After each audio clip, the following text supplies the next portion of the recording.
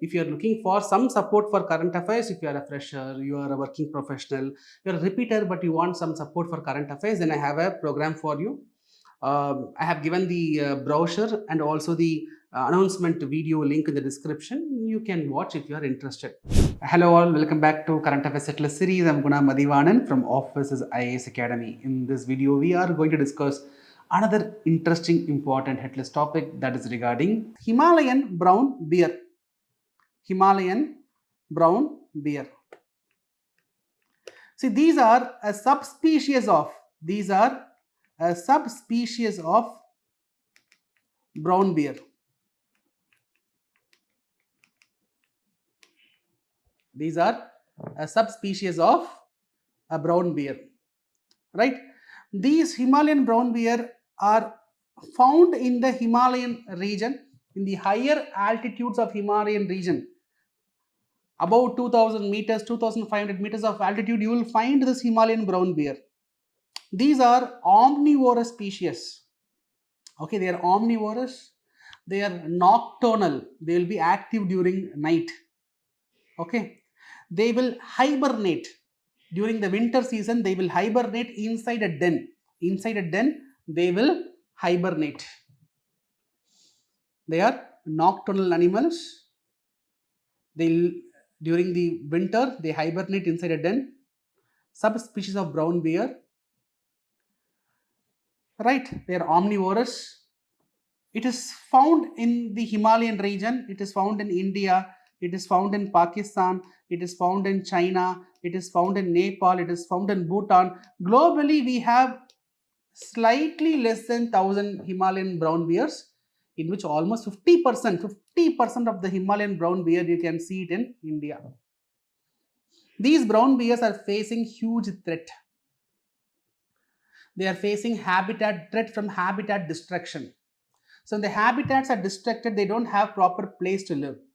So they try to move to the human settlement areas where there is man-animal conflict. These brown bears will hunt the sheep. So what happens is, when they go to the human settlements, hunt the sheep for food, then there will be retaliatory killing. The people who grow the sheep will kill the brown bear. Habitat destruction, climate change, man-animal conflict. So these brown bear, they move from one landscape to another landscape. There used to be a corridor through which many animals will move. If you take elephant, every day they will walk 60 kilometers. They keep walking. And every year they will go for a very long march in the Western Ghats and all. You will see from the south to almost till the top region of the Western Ghats, Goa, Maharashtra, that region.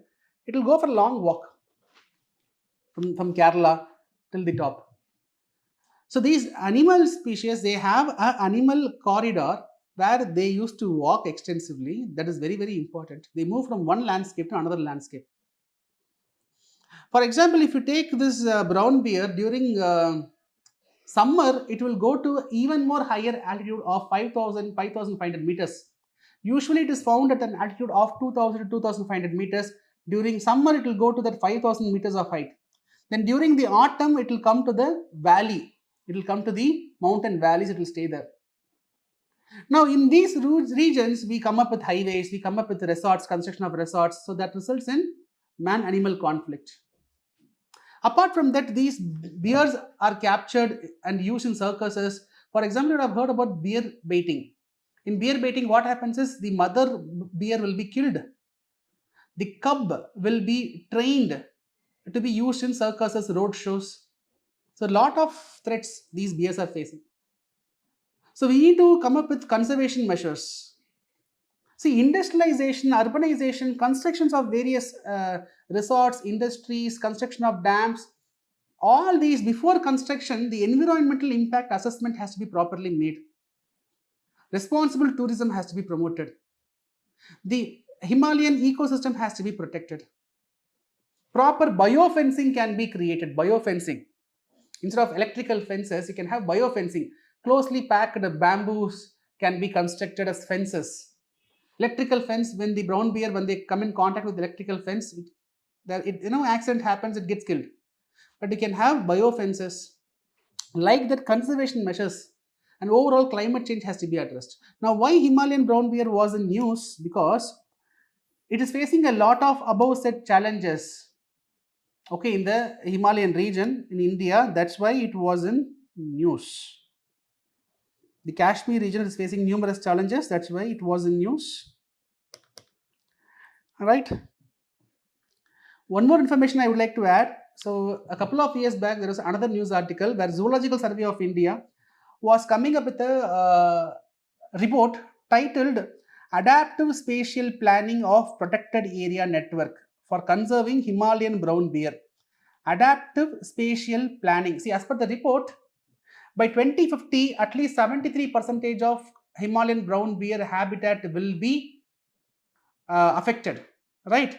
So, there will be a decline of 73% of bear's habitat by 2050. Then where it will go? Obviously, there will be man-animal conflict. So, for which they have suggested adaptive spatial planning. Adaptive spatial planning. See, look at this image. Between the forest only, in middle of the forest only, we come up with our, corridors. When the animals, they want to cross between the landscapes, they get hit, they get affected. Naturally, there are certain ways through which, without affecting this migration, we can, plan in such a manner that a biological corridor place is allowed so that they are able to move without the man-animal conflict that has to be promoted. Okay, naturally you have certain locations like this which should not be affected, or when you go for such constructions of highways, you come up with such bridge-like structure at regular intervals so that the man-animal conflict can be reduced. Apart from that, what is this adaptive spatial planning? So it refers to, put it simply, I have a protected area. So this is a protected area, a forest, a wildlife sanctuary. Now, there are some fragmented parts here and there, but there is a scope where we can build those areas. These are fragmented. So now what we have to do is, these areas we have to establish a link with this protected area, and all these fragmented areas has to be developed. Now, over a period, what happens is it will expand, the area will expand. At one point, everything will join hands to become a larger protected area. So, adaptive spatial planning here, nearby promising areas around the existing protected areas will be brought within the protected areas, right? Through which we can expand the habitats. That is the idea of adaptive spatial planning, which is a relatively older news, but you can use this terminology in mains wherever possible.